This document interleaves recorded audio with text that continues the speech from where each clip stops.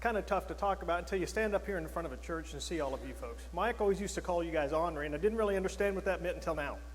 But let's just say that it's good to be back. I hope this morning's message will continue to resonate with you as far as how we get along or struggle with our lives. The thing that I talked about is preserving, as we go through our struggles in life, is that last week we talked about some of those struggles that we have are accidental, and they're rewarding. So last week, as we was talking about, one of my most rewarding accidental mistakes that somebody made was chocolate chip cookies. So my wife has made a bunch of chocolate chip cookies, and they're in the back, and you're welcome to have one of those. Please take them. I have overdosed on them many times, and if you don't take them all, I promise you I will again. But anyway, so they're there for you. Just understand that when you go to take some of those, you probably should give one to your mom if you want to. But it also, in the way of being kind of accidental in how people get along or how they go through struggles in their life, some of them are on purpose. Dee always gets up here and talks about coaching and baseball and basketball, track, you kind of name it. Dee will fill your mind with all those things. Me, I want to visit with you about something that you all use every day, and I promise you take it for granted. That's the light bulb. So here's some interesting, as my son would say it, fun facts for you. Thomas Edison, of course, invented that. One of the things that he invented also while he was working on the light bulb was an electric meter, redesigning his telephone receiver, making sure that his electric generator was working correctly, in addition to inventing the light bulb. Now, the light bulb is not one of those things where he just woke up in the middle of the night and the light bulb went off, so to speak. He 1,000 times. He continued to work on it to make it better for over 1,000 trials. Now, I don't know about you guys, but if you do a trial and you do more than 1,000 and you're keeping count, something's wrong with you. But me, I just quit counting because I don't want to know how many times I failed. Let's just move on. But 1,000 times, really? Somebody can keep track of that? And the thing is that it was never really good enough for him. So the thing I wanted to bring today is last week we talked about the accidental things that happen in life and allow you to get through struggles in life. And sometimes you got to get through them because you're preserved. You actually have to have your head down and concentrate and remember what you did last time so you can improve on that next time. And so we talked about all those things that I think is most interesting. I'm not a real big academician. I went to college, all that good stuff, but I wasn't ever valedictorian or all that good stuff that, where's Oliver? There's Oliver. Did a great job yesterday, by the way. Great job. But there's a lot of academians in the world that have a different way of learning than I do.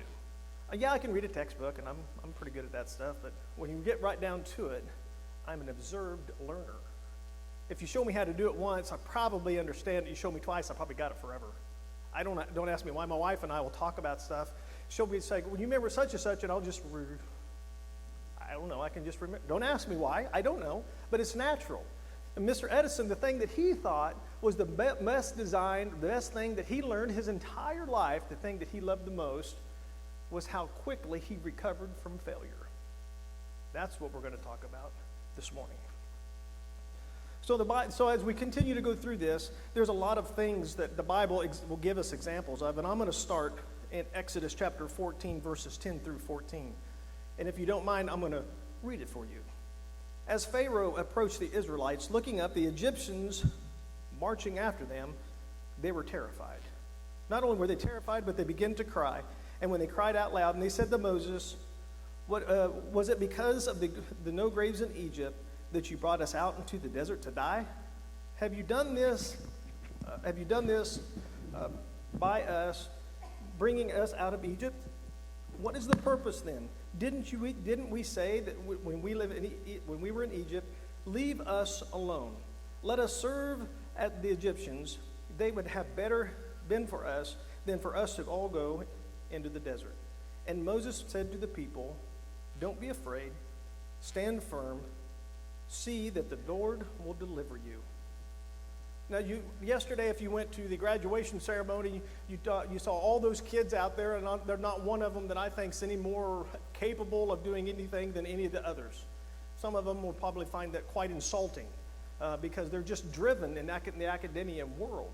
But I will tell you that most of the Bible folks that we read are people that God blessed them with other things other than being able to read quickly and read well and understand well. I'm not saying that's not a place for that. I'm saying God has a place for everybody. And I'm certainly glad of that. Okay, a couple of other scriptures I'm going to jump around before I end up with where I want to end my message. I'm going to turn to Acts chapter 7. Acts chapter 7, if you want to turn there. I'll be reading 20 through 27 as well.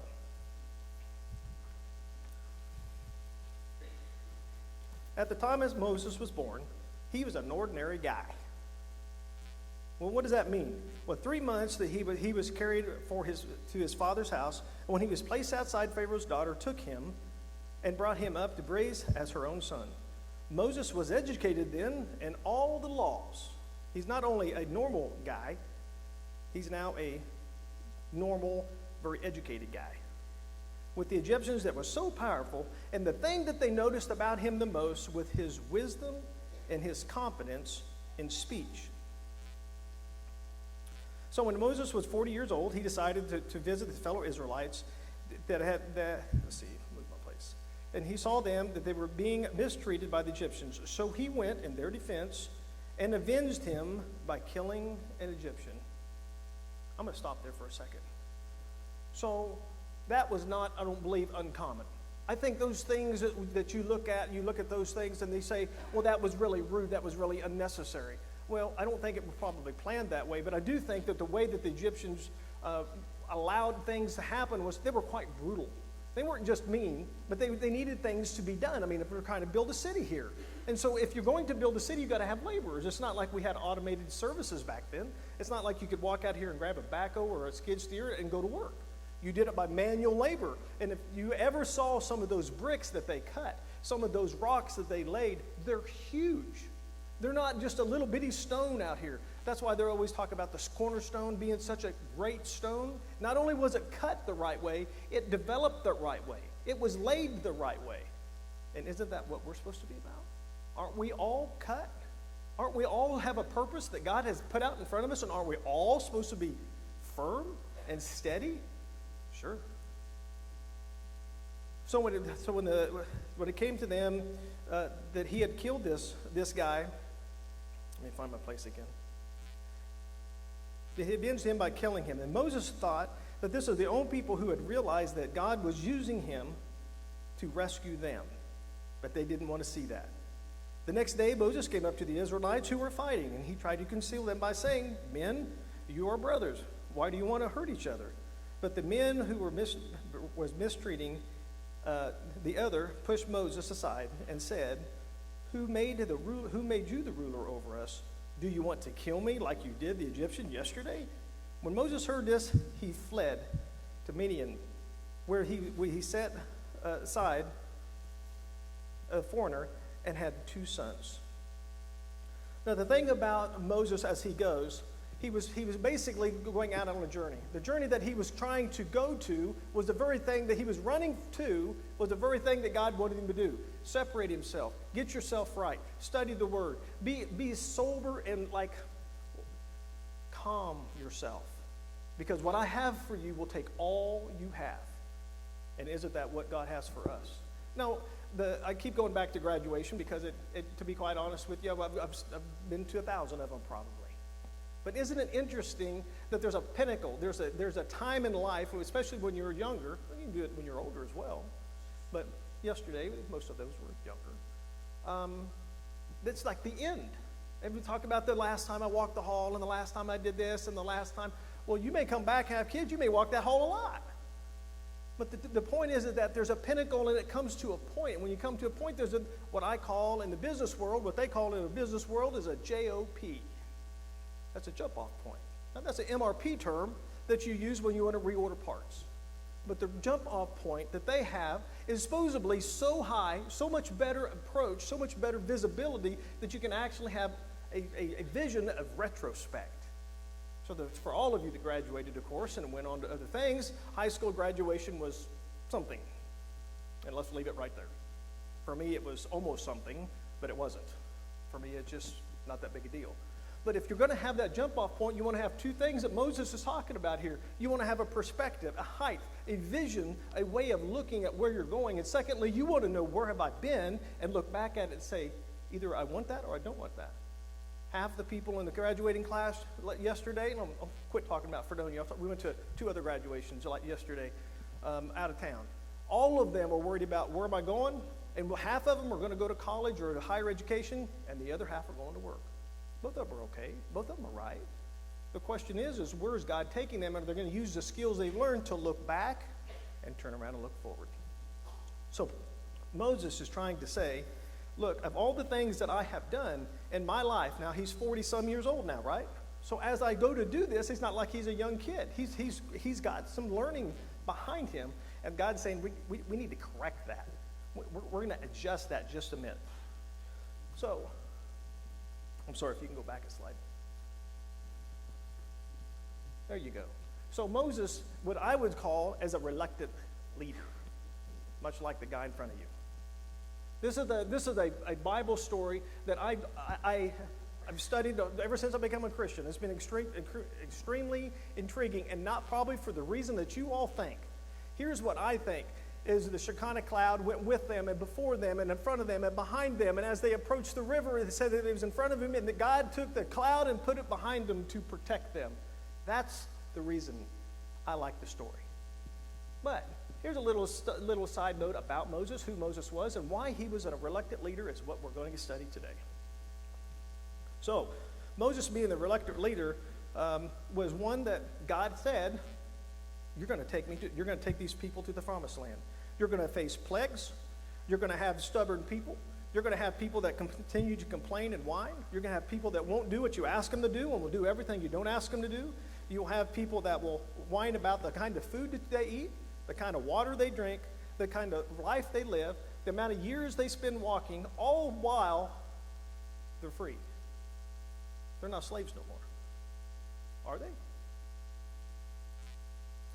So in all of this about Moses, I wanted to say that, look, I don't know if anybody could look at Moses' life and say that anything other than he had quite a life.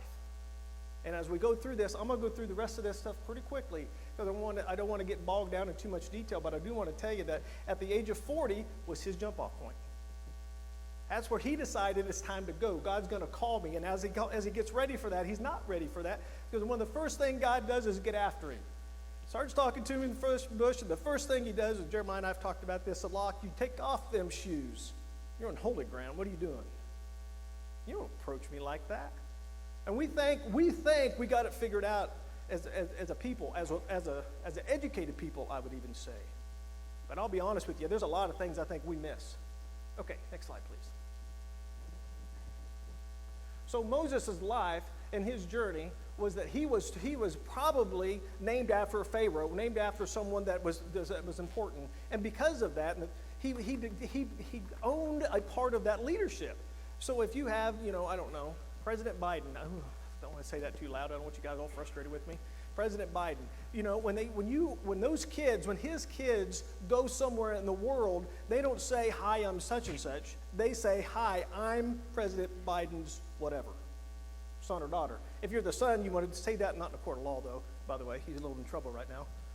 But anyway, so it's the name that you take, and not only when you begin to take the name, you begin to act the role, don't you? Moses is now being asked, hey, look, you're going to have to leave your home, you're going to travel all the way to Midian, and you're going to stay there till I tell you when. 40 years later. So if you're praying for God for something today, be patient. Maybe yes, maybe no, maybe it's later, but patience, 40 years. So in the beginning then, Moses had a good birth. He was not of royalty when he was born, but became royalty. He became somebody that was in power or leadership. He probably had quite an interesting childhood. He knew who he was. Way down deep, he knew who he was. And as he watched these other people get hurt, killed, I think he became frustrated with himself. Then when are you going to stand up and be held accountable? When are you going to take it their side? When are you going to stop hiding behind all these things that you know you're not supposed to be? Well, maybe 40 years will help you remember who you are. So in 40 years so he flees a Midian, and then he goes and starts in the Exodus 3 verses 1, it says, basically Moses is saying, send anybody but me. I'm not the guy. Asked my wife this morning, I don't want to do this morning. I don't want to get up there. I don't want to talk. I have a lot to say, but standing up here, it's different. And Moses is saying, yeah, I want that challenge. And he goes, okay, you got to go to Midian and stay there for 40 years. No, wait a minute, that's not what I had in mind. So all these things that we've talked about, I think Moses was probably well stated to be about his mission. In Acts 7, verses 20 through 27, it says, Moses was mighty in word and deed. In Acts 7:30, which is the burning bush, it says that Moses was unable to react other than do what he was told. Well, if a burning bush is talking to you, you're probably going to want to ask yourself the question, is anybody else in the room? And secondly, okay, maybe I should do what they say. In Exodus chapter 17 then, now I'm going to go back. Exodus chapter 17 and verse 1 through 7. I think I covered this last week. The rock got hit twice. When they hit the rock, both times they needed water. But Matthew 17, verse 1, the whole Israelite community then set out in the desert. They've been traveling for quite a while, traveling from place to place as the Lord has commanded them, which they're not happy with. We covered that. They're upset, they're grumbling, they're hot. They want someplace to be other than where they're at. I hope that's not you this morning. They were traveling in the desert for the places that the Lord had commanded them. They camped many times, but there was no water for the people to drink. So they fought. They quarreled. And Moses said, give us water to drink. Moses then replied, why do you quarrel with me? Why do you want to put the Lord, your God, to the test? But the people were thirsty for water there, and the grumbling against Moses wouldn't stop. Then they said, why did you bring us out of Egypt to make us and our children and the livestock die of thirst? Then Moses cried out to the Lord, what am I supposed to do with these people? They are almost ready to stone me.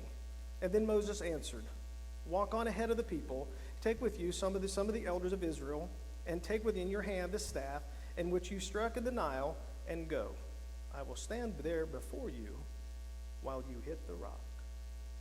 So the thing about Moses then is Moses was kind of a tactical kind of guy, in my opinion. Two kinds of directions in the business world. They talk about tactical and strategic. Strategic's long term, more than 3 to 5 years, probably 5 to 10 years, honestly. Tactical's the next 2 years. What are you going to do? For a college graduating class, or high school graduating class, maybe that's easy. For a college graduating class, maybe not so easy. Where you might got to go? Am I going to move? Am I going to take a job? Not take a job? Go back to school? All those things come up. But what he's talking about here is Moses is very a tactical guy. He doesn't know what he wants to do. He'd like to just stay out there in the desert for the next 40 years. I mean, he got married, he's got a couple of kids. He's probably quite comfortable. God said, that's not for you. I brought you here to give you a pause, a rest, a break. Now you're going to go back and face your brother. Not necessarily your blood brother, but the brother. So he says, send Greg, Mr. Fox, anybody but me. And God's like, oh, I'm not going to do that. So you up to the next slide yet? Next slide, please. So I am not going to read all this. I just wanted you, so I put the map up there. This is the second map, same map. It's got numbers on it assigned to it to where his direction and what he did. And every time he went, this is something Moses struggled with. Now, either he struggled with it in a good way, he conquered it, he struggled with it in a bad way.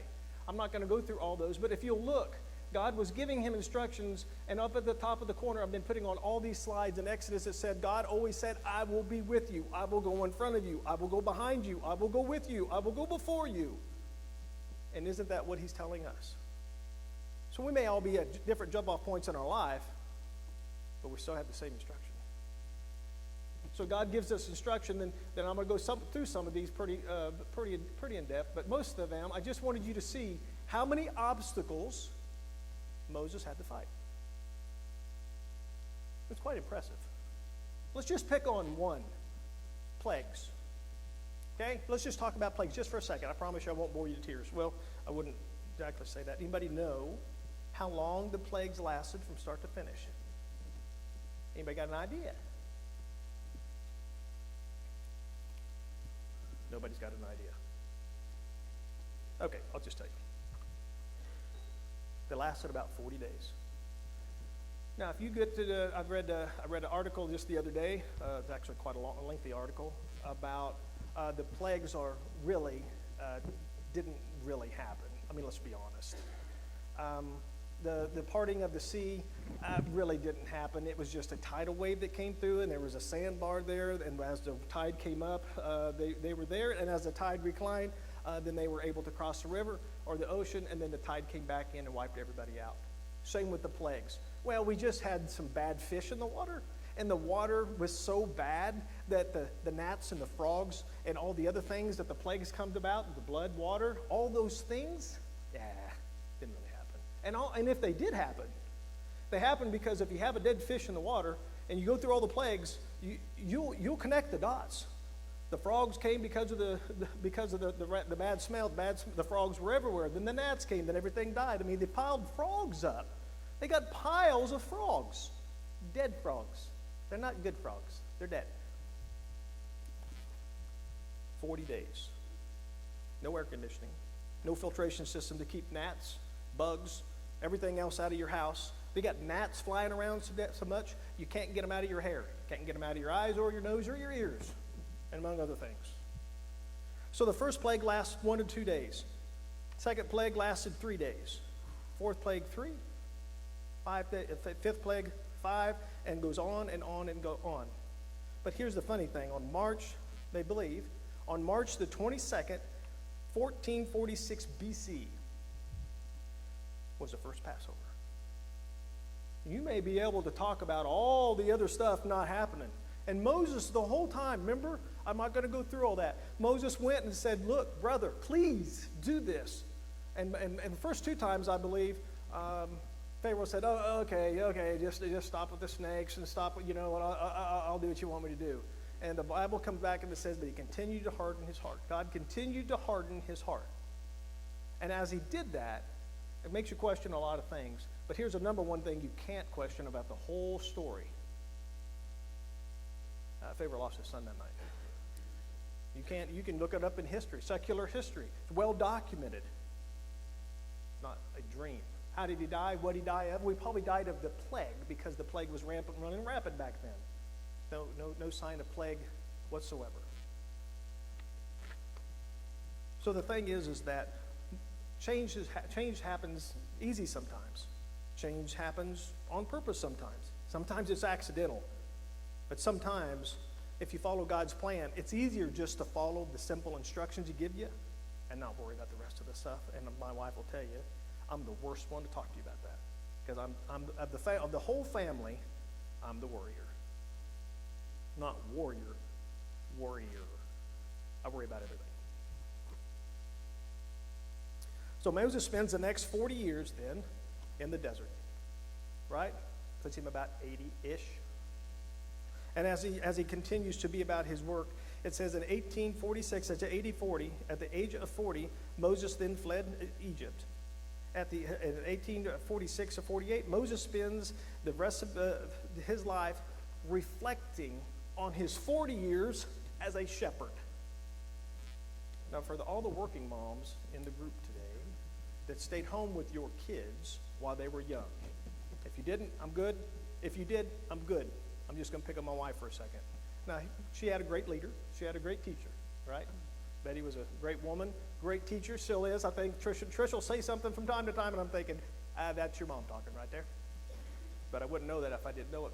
But the thing is that staying home with your kids allows you to kind of shrink in your vocabulary. Ask Trish, she'll tell you. You shrink in your vocabulary because your vocabulary goes from a 45-year conversation, 30-year conversation to, right? That's your words for the day. So Trish, I would get home from work, true story. I would get home from work and she would follow me around the house. I just want some intelligent conversation. Would you just speak to me in English, like real sentences? It's kind of funny. But now look at her now. 10 years in the school system, great FCCLA program, does great work, works herself to death. I told Fane when he was on the school board when they hired her, you got a bargain. Yeah, a bargain. And I believe that. Hardest working woman right there. And that's not just because it's Mother's Day either. But my point is that now she looks back and she reflects and she looks at how she raised her kids, and it's a sense of accomplishment, tongue in cheek. Now let's go forward. That's what Moses is trying to instruct his people to do, and that's what God's asking us to do. Wherever you're at, what part of your life, it doesn't really make any difference. As long as you go with God, you take those tactical instructions and you one step in front of the other. Not real hard. Okay, so Deuteronomy, Deuteronomy, two more, then I promise I'll be done. Deuteronomy chapter 34, verses 1 through 4. Then all the time that Moses came and led the people, Moses then climbed to the mountain. I'm horrible with these names. Whatever. Climbed to the top of a mountain. From the plains, it's just his jump off point. Not literally, but kind of figuratively. He went up to the mountain so the Lord could show him the whole land. And when he got up there, all he could say was, all of this land that you have been on search for 40 years, 80 years total for your life. Take a look, take a picture. It'll last longer. You're not going to go. It's the land of Judah as far as the western sea. This is the land that I promised, an oath to Abraham and Isaac and Jacob. And when I said, I will go get it for your descendants, I meant it. I will let you see it with your own eyes, but you will not go. Wow. How would you like to have that? How'd you like to spend the 80 years of your life guiding people that complained the entire time, and then when it's time for them to go over, which none of them did, of course, anybody that was less than 20 years old, I believe, was not allowed to go in there, but everybody else was allowed to go, and he just gets to stand there. Now, I want to give you a different take on it. At this point in his life, he's probably tired. He's led enough people. So for you that owned your own businesses, or you that have a lot of people that work for you, after a while it becomes, okay, I'm kind of ready for something else. And if you do that, it just wears on you day and night, all day and all night. And eventually you're like, I'd like a break from that. I kind of think that's where Moses is at. I think he looks at it and says, I want to go. I want to see it. I've sent out the spies. We talked about that last week. I know Caleb come back. I know the report he gave me. This is what I can tell you about all that, though. I'm good with them going. They're the young guys. They can go take that. They can go conquer that. I'm good. So maybe a different take on that. But I will say this. Then in 34 verse 10 it says, since then, the time when he was standing on top of the mountain, there has been no other prophet risen in Israel like Moses, ever, including today. So Moses had a great life. If you like to be told what to do for 40 years and go in the desert and not know exactly what you're doing yourself, and to defend 3-point-whatever million people that are complaining about basically everything in life.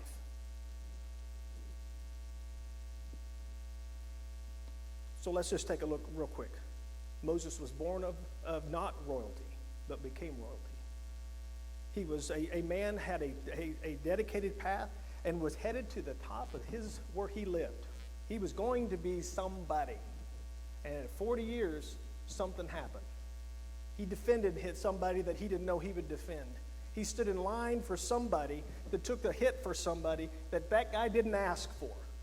And because of that, God goes, that's my guy or girl. Now let's get you ready. So for 40 years, he's gone.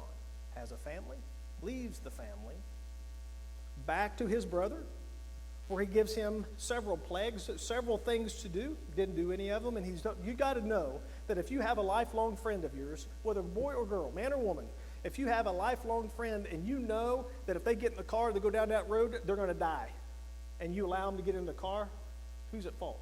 Well, you both are, obviously. But I'm saying, if you knew that was going to happen, wouldn't you work super hard to prevent it? And at some point, if they said, get out of my way, I'll run over you, you get out of the way. And that's what he did. He loved his brother, but dude, I'm not going to, I can't stand in front of God and do that. So now God's going to take your son. Then he spends the next 40 years out in the middle of the desert. So at the age of 80, he demands, at the age of 80, he says, I need to take these people from bondage. God asked me to do it. And then at the end of Numbers 31, it says that at the age of 120 that he dies. But did all of you know that he wrote the first 5 books of the Bible? He's a busy guy. Okay, next slide. Maybe. Anybody know what this is? Next slide, please. How about this one? One more. There you go. This quiz for the day. Michelangelo, the painting. Beethoven, death at the age of 44. Bernie Madoff. You guys got to know who Bernie Madoff is.